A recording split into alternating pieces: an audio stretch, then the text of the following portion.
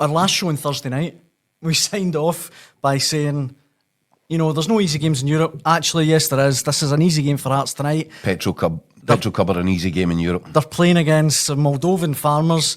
Hearts, we should say, are 1-0 up at home to St Johnstone. So James Penrice, good start, who's having a great season. He's got the goal. But for them to not beat Petrocub. I mean, it's a shocker. That's a new low. It's an absolute shocker. And I did say if Critchley doesn't win this game, he's going to come under the cosh. Well, that's where he is. Now, he better hope he holds on to that they hold on to the lead against St Johnstone, because today is just, there is no alternative. He has to get a win. That was a shambolic performance, a shambolic result, and it's put the tin lid on what has been a shambolic Conference League campaign for them. Started it with 2 wins and ended it out. I mean, it's unfathomable. You know, I love my stats. Yeah. Opta said, the Stats King said that after their first 2 games, Hearts were 91% certain to get through. They just need 1 more point, and they lost the next 4 games, which is just so depressing for Scottish football, for Hearts. I mean, and for Statos. Yeah, exactly. Who believe in the stats. Exactly. I mean, I watched that game, right, and I might get a lot of stick for this. It might come back to haunt me. Right now, I know they're beating St Johnstone just now. That'd be a big win for them. I think Hearts are getting relegated. Honestly, I think they're in trouble. But a win today. That's a big win if they hold on today. That'd be massive for them, and they need something. They need to grasp onto something.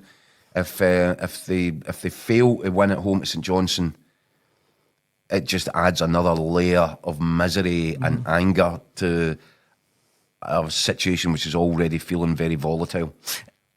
I don't want to go too overboard, but you mentioned Neil Critchley there, and it's very early in his reign, but I think you make a very good point when he is kind of under the cosh now, and you start looking at it and going, where did they get Neil Critchley? You know, he doesn't have a particularly outstanding record.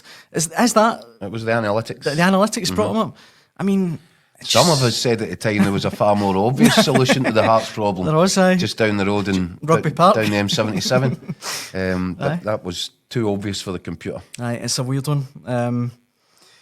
I honestly, I think as if you're watching at home, you want to contradict me. I think right now, I'd back Hearts to get relegated. Do you know what? Do you know what might save them? Is there are some poor teams in the Premier League this season in the Premiership. St Johnstone are one of them. Ross County are one of them. But they're all kind of showing signs of life.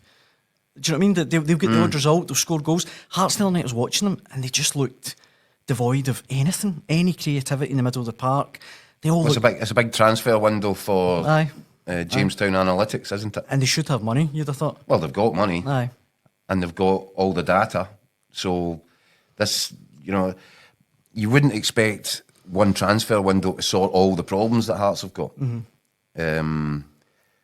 But you would hope that this whole plan, this whole strategy, will start to give something back in the first window. Yeah, that they should be able to sign players that will add to the quality. And I think you spoke at length with Joe Savage last week, and he seems fairly comfortable with the job that he did there, but I'd be a bit embarrassed if I was him right now. I'd be looking at this thinking, I've got my fingerprints on this. This is a shambles. The squad is not evenly balanced.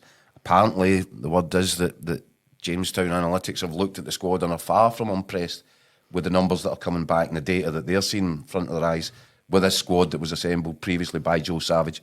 So that's problematic. Because it suggests that now that they've got in and they've looked under the bonnet, we didn't realise there was just so much that was required to be done here to make this thing turn around. So again, interesting. But the fact is, and everybody said it, you don't need a supercomputer, you don't need anything to help you see that Hearts needed a striker, somebody to help Lon Shankland, help carry the weight a little bit.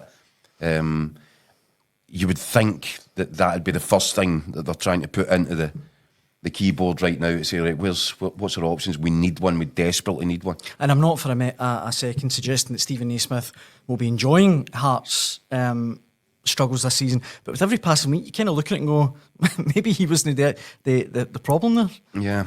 But who knows? Well, look, do you know what? It's too soon to judge Critchley. It's too soon to make an assessment on whether or not Jamestown Analytics is a good thing or a bad thing. I think it should be a good thing, if used properly.